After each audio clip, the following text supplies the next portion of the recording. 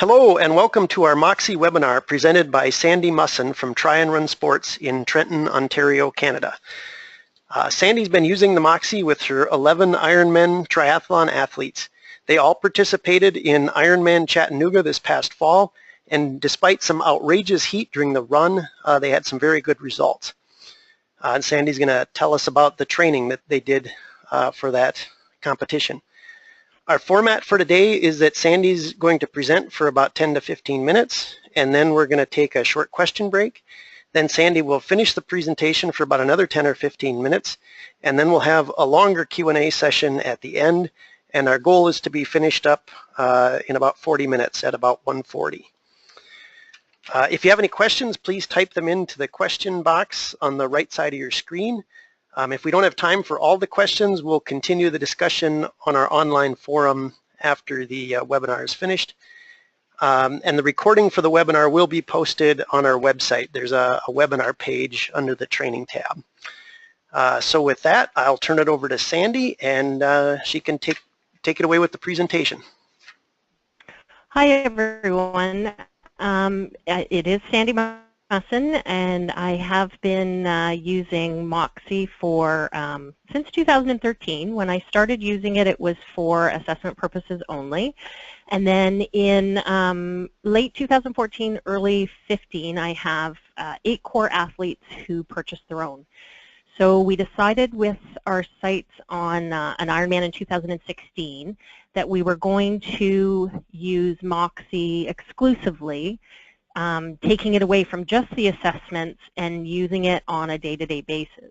So just to give you a little bit of background on my group, they did start using it in 2015, and what they were charged with throughout the year was learning the general things about Moxie. So that's how to apply it, making sure that they're putting it on the same spot every time, learning how to download the data, make graphs, read the graphs, and for that they would download and they would make an attempt at it, and then they would send it to me, and I would do my interpretation and discuss it with them. So generally what we were trying to do was just to learn the basic trends for each individual person, learn what their kind of rested or recovered SMO2 was to start, how long it took them to warm up, things like that that kind of gave us an idea on a day-to-day basis whether they were recovered or not.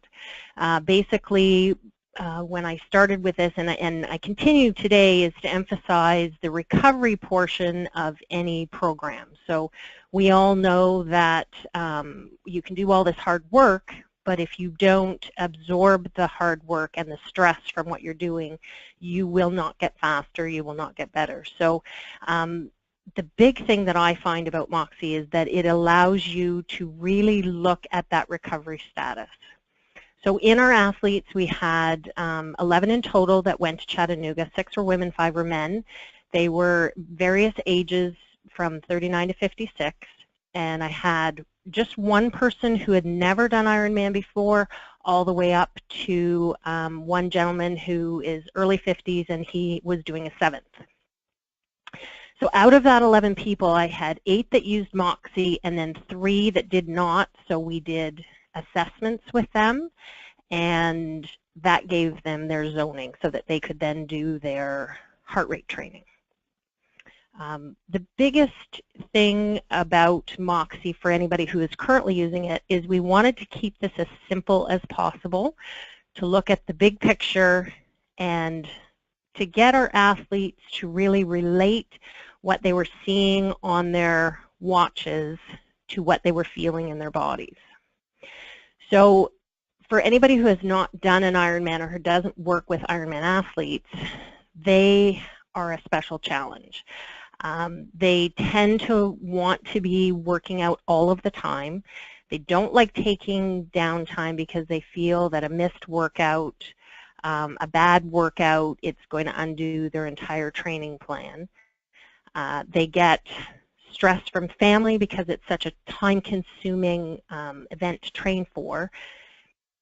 Most athletes or Ironman athletes are in that 13 to 17 hours of work a week plus most of them actually work. So it becomes like a second job and takes them away from their families.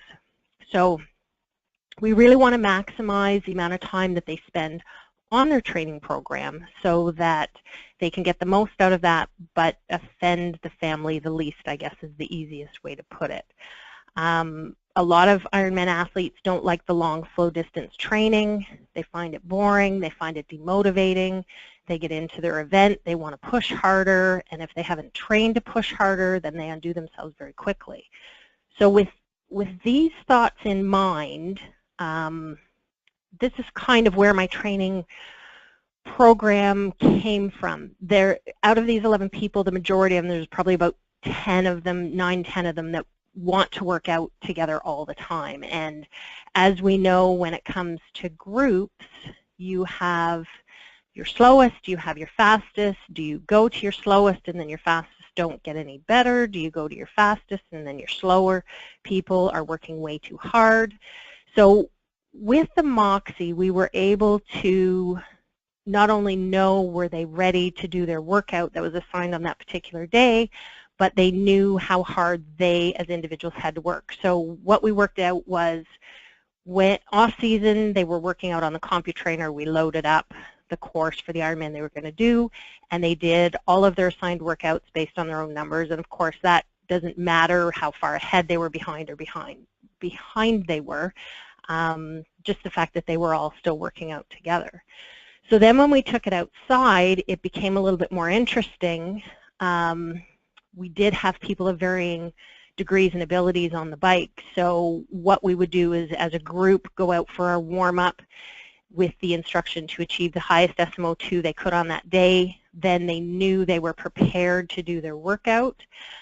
If they weren't seeing high numbers, then they were either to change or abort their workout. If they were seeing their trended high numbers that they had come to know, then they were ready to do the workout. So during the interval portion of a workout, they would be able to go by their Moxie numbers. They would be separated by distance, but would always come back to each other during recovery portions, and then also through the cool down part of their workout.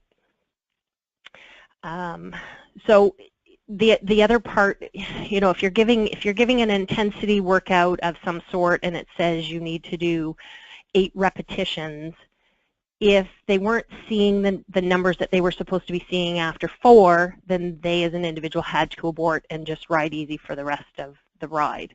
So they were still able to do their own individual physiological workout, but within the constraints of the group. So just a little basic information. If you're new to Moxie, when you look at a graph, you generally get the 2 lines.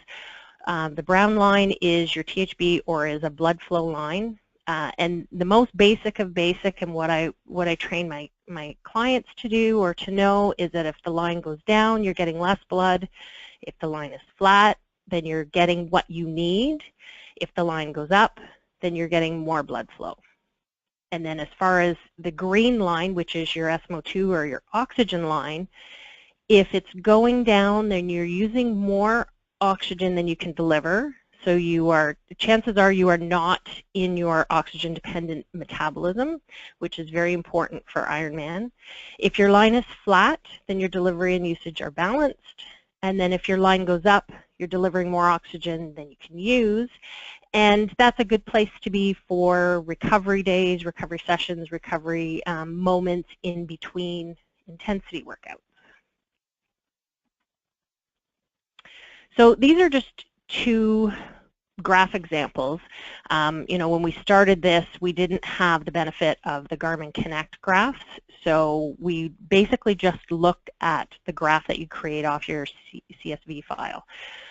So if somebody typically saw a starting SMO2 in the 70s or 80s, like you can see in the bottom graph, but they get on their bike or they start their run and they're seeing the numbers down in the 40s or the 50s, and it's not going up, then they know they are not in a recovered state. So they either make it an easy workout or they take the day off. So with this thought in mind, just going to go on here. With this thought in mind, we were, I then felt very confident in generating a type of program that probably not very many people use, and it's a hard, easy program, but the hard, easy is done by week. So the way I do it is one really easy week, everything that they do is easy, and the next one is hard. So every session in that hard week is an intensity workout. You know, it's probably not something that most people would look at and say, this is a really good idea, but I felt with the Moxie and knowing the recovery status of people that I was going to be able to solve a couple of our problems. So one was they get to work hard, and when they get to work hard, they get to go all in based on the workout, and they don't have to worry, am I doing too much, am I working out hard today, and my trainer doesn't want me to work out hard today, because it was all in. Then on an easy week, they're able to go super easy. That's the instruction. This is easy week, highest SMO2 you can attain. It doesn't matter what the metrics are, what your watts are, what your pace is. What we want to see is the highest SMO2 you can achieve.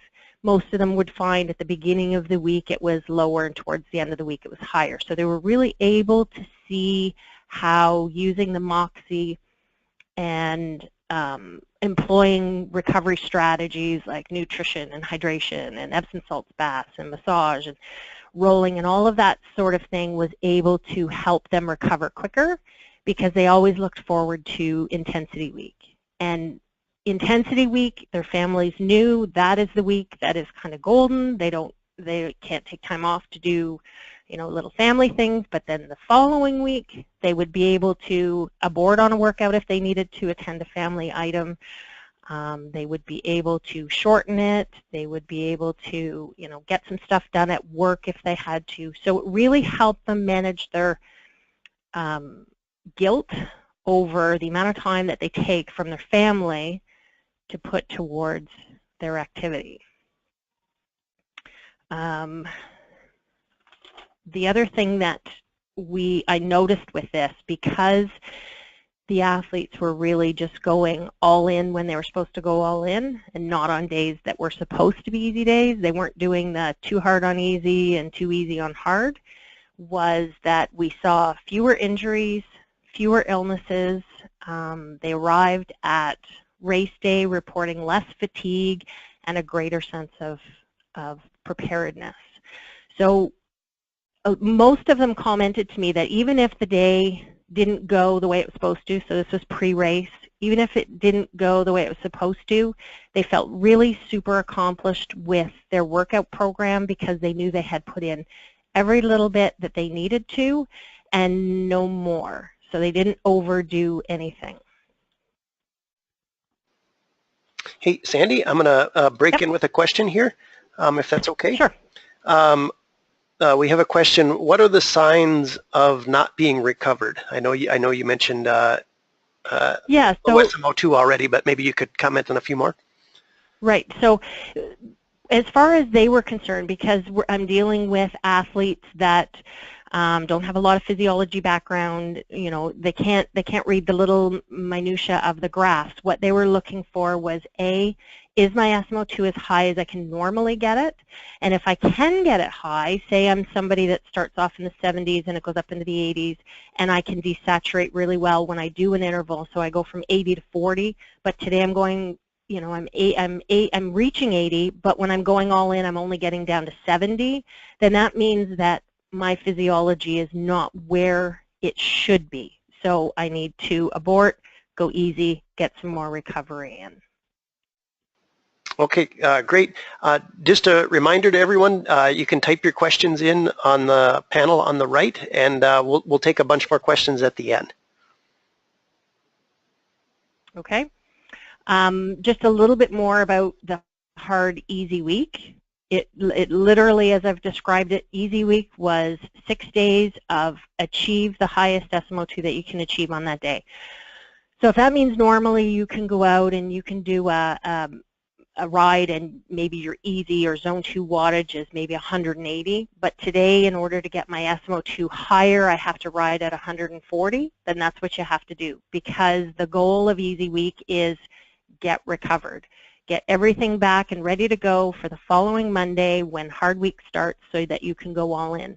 So what that does is that allows you to put it all out there and get more really good quality intensity workout. On the hard week I utilized, and it would just depend on the person and what part of the training, where we were in our training, whether we were, you know, early on in the season or later in the season. We ranged from the short hit workout, which is the desaturation, resaturation, or if you're doing it time-based, it would be maybe like a 15-second all-out. We did longer hit ones, which are gradual, and they're more in that tempo kind of workout. It'd be what you'd be familiar with. And then the longest ones were ones that were directly targeting Ironman, so getting on the bike and going for longer periods of time. You know, it could be an hour easy, an hour hard, with some sessions in there where you're desaturating, but instead of going from 80 to 40, you're maybe going 80 to 65. So those numbers would be dependent on each individual person based on some messing around that we did in the clinic on almost setting kind of that high zone 2, low zone 3 range. These are really, I'm not going to get into these in detail, but these are really just examples of different intensity workouts and what they look like on somebody's graph. All of my athletes tended to, even though they would, some of us have Vivo actives, or, you know, we're able to see the graph on our watch, we tend to watch the numbers and see which direction they're going. But these graphs will just give you an idea of what some of the workouts look like, and knowing that the beauty of the Moxie is that everybody's graphs will look different. They may just have trends. So graph 1 on the top and graph 3 on the top could be very similar, but different people with a longer recovery in between the intensities. So getting back to recovery, which to me is the most important element that Moxie helps us with, we know that you need to absorb the work that you do. So it's stress and rest, stress and rest. And Moxie gave us that ability. This is just an example of somebody's recovery chart. And you can see they start out in the 60s and they get up into the 80s. And depending on what their norm is, because that took them about, you know what, about 20 minutes to get up into the 80s. That could be normal for this person. It could be a little long for this person. That would be one of those things that we would be looking at. Are you going, getting into recovery, or getting your highest SMO2 as quickly as you normally do? Is it taking you longer today? And we also look at the THB line, just, you know, make sure that we're getting enough blood flow in and getting the oxygen to the tissue. So race day presented an interesting conundrum for us, because obviously the Moxie battery isn't the length of time that you're allowed to complete an Ironman. An Ironman, you're allowed 17 hours. So our athletes kind of went back and forth as to what the biggest benefit of it would be, and we felt that the biggest benefit would be to the bike. So the majority of people put their Moxies on the low power option, which is when you're on the Moxie PC app, it's the third one down. And that gave us, on average, just slightly over 7 hours of data. It wasn't all usable just simply because it's very noisy when you do that. The graph is, and Roger can explain that in a little bit more detail, but what we were looking for was using it in the moment. Are you getting to the SMO2 number that you should before you start putting an effort out? So just as an example, we used the Moxie to getting towards finishing our pre-race prep by doing some swim-bike transitions. So most of my athletes found that going from swim to bike, that their SMO2 numbers were really low, lower than if they just hopped on the bike cold. And a lot of that is attributed to the blood flow being redirected to the upper body, and with Ironman you don't do a lot of kicking. So what we played with that was in our warm-up swims, we would, as we got closer to getting out of the water, we would start doing just a little bit more leg movement, a little bit more kicking, nothing really excessive, but just to kind of redistribute blood flow. So we were able to affect a higher SMO2 in our legs post-swim than we would have had we not had that data. So on race day, we applied Moxies out of transition onto the bike and just wanted to make sure that our SMO2 was getting up to where it needed to be before we started putting our zone 2 effort out.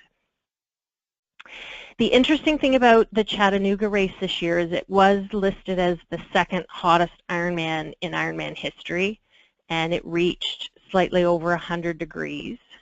There were 1,000 people that did not finish the race due to heat, and over 700 that were treated in the med tents for heat-related illnesses, and 12 went to hospital.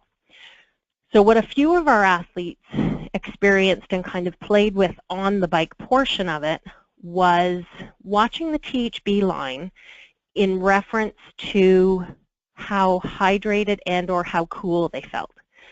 So THB starts to change, pour cold water over your head, it comes back up again. So basically what they were looking at, or what they felt in the moment, was that as they were beginning to get overheated, the blood flow was switching to the skin to try and help cool them down. They were able to drop their body temperature by dousing themselves with cold water and getting hydrated, and then they were able to get more blood flow back to the muscle. So the majority of people were able to stay right in the zone that they felt they should be able to ride, making accommodations for the heat. So a little bit slower than they would have normally, but not that far off. So we were pretty happy with the results given the temperature of the day. So basically, in conclusion, as to what we achieved as a team, we did have 11 out of 11 swim PRs, 7 out of 11 bike PRs, and the ones that weren't, one person had a bike accident. One was our newbie that I didn't count in that because he didn't have a best bike prior to that. But fastest swimmer, you know, we saw improvements from our fastest swimmer. Normally swims in 103 and he swam a 54, and our slowest swimmer, the best swim they had ever had, this was their third, was a 149 and they swam a 115. And yes, I'm going to take a little bit of credit as far as coaching goes, but then also credit because of the way we were able to coach because of the Moxie. And then we saw increases across the age group improvements, like from, you know, 82nd to 42nd. So 2 years ago they did Ironman Tremblant. This is what I'm comparing it to. And we did have one person that had an all-out race PR by 30 minutes. And in the end, we all felt like it was a win because they didn't feel beaten up. And they really enjoyed the entire training block. The other thing was, is I found post-race that they were able to get back to training a lot sooner than they would have normally. Normal wisdom tells us, you know, a day for every mile run, on average, we look at about 6 weeks of recovery from an Ironman, and I would say half of them were able to get back doing something after 3 weeks, and then the other half probably could have, but you know, after a busy season, they had some other things that they were doing. So that we were very happy with our results. And that's about it. All right, thank you very much, Sandy. Awesome presentation. We've got some questions coming in, and I'll encourage people to enter some more as well. So I'll start with one here. During your Ironman training, did all the athletes have the Moxie on the same muscle? And if yes, what muscle was that? They all had it on the same muscle. They all had it on their vastus lateralis. One lady has to wear it. They all wear it on the right, except for one lady has to wear it on her left because she has a large tattoo on her right where she would wear it, and it doesn't read very well. Okay. The next question, what was the learning curve like for the athletes? Correct placement, reading the graphs, etc. How much hand holding and to what extent did you have to hold their hands? As you can imagine, with a varied group of 8 people, it did vary how much I had to hold their hand. I did find that placement was the biggest thing. For some reason, they had a hard time making sure that they had it in the correct spot on their quad, not too lateral onto the IT. So that, for the first little bit, there was that, and there was a bit of resistance by the guys in our group to taping it down. They felt that the tightness of their cycling shorts should do the job, but I found when trying to read the graphs that there was quite a bit of vibration, so eventually did get them convinced that they needed to tape it in place. And then really after that, it's been an ongoing thing of just going through the graphs. I would say probably about 6 months worth of weekly sessions of reading graphs and finding out what their status was from them. Okay. The next question, why did the 3 choose not to use Moxie? That was just strictly a cost thing. Out of the 3 that didn't use Moxie, I know 2 are getting them as Christmas gifts this year, and one is he just doesn't have the resources to do that. Okay. Let's see. What was the average number of units per athlete? I'm assuming they mean how many sensors per athlete? 1. 1. Okay. And then next question. What did the instruction for a training session look like? Was it like 10 seconds at a certain percentage of what? Yeah, so if we were going to do a short interval session, it would be the very initial instruction was go all out for 30 seconds and then recover. So you need all in for the first 30 seconds and then recover, take as long as you need. Do that as many times as you can until you can either no longer achieve the same recovery line or the same desaturation line, or your performance metric falls off. So the first one you're able to put out 500 watts, and the last 2 you can only put out 200 watts. So from that, I would then look at, pick the graph apart and see how long they actually desaturated. As soon as there's some deflection at the bottom of the curve, then we knew that they were no longer just using the fast twitch CP system. So I would take that amount of time, and then same thing at the top for recovery. So everybody's is slightly different. Some people will be 15 seconds hard with 45 seconds easy. Some are 10 seconds hard, a minute easy. Just depends on the person. And then they do that as many times as they can until they don't achieve the same recovery, they don't desaturate as much, or they don't maintain their performance. So okay. That's just one example. Okay, great. We've got a follow-up question here. Why only use 1 sensor instead of 3? So this is a follow-up to the how many sensors are you using per athlete? Because they own their own sensors, and based on pricing, that's how many they wanted to buy. Okay. Do you use more than 1 when you do assessments? Sometimes. Depends on the person. I have 2 sensors myself, so it just depends on what we're trying to achieve. I will sometimes use more than 1. Okay. And then we've got a couple more. I'll just combine it into one question here. Did you use the Moxie during the swim coaching, and how did you use it?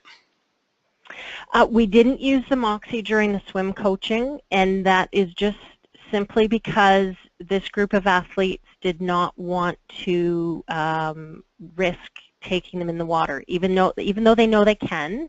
And I have had 2 of them use them for some short tries.